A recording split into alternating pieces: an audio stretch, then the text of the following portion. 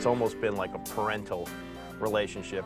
Since growing up, it was always hard because never knowing where your status is and with your peers, having a sibling who would make you conspicuous was always difficult.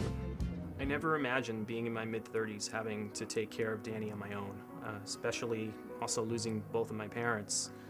I do feel, you know, that Jonathan and Michael shaped me. You know, they shaped who I am.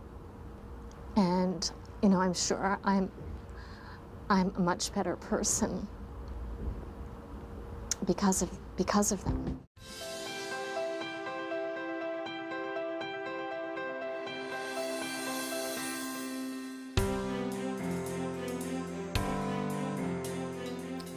I'm the oldest of three boys.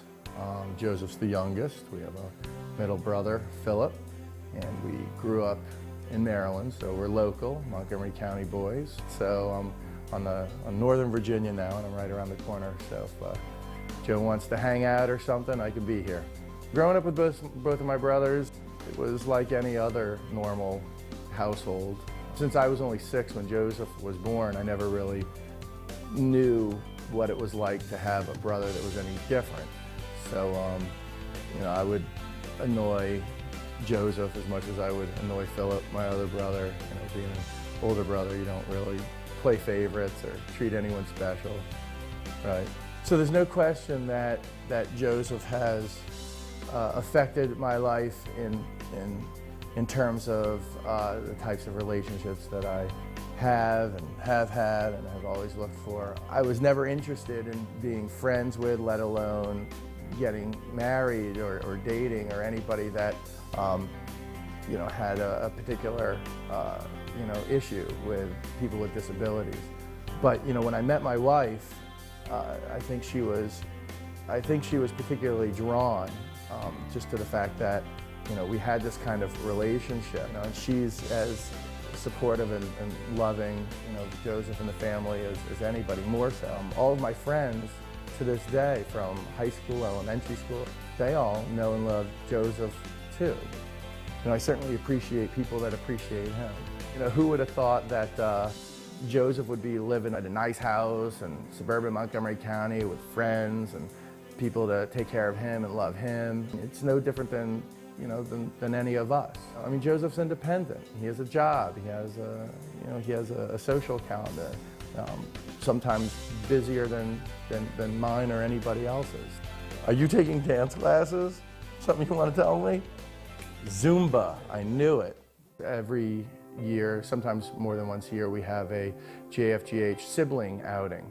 A boat ride down the Potomac, pizza parties, you know, things like that. So it's kind of neat because I think that JFGH realized, you know, a number of years ago that siblings have sort of a different relationship.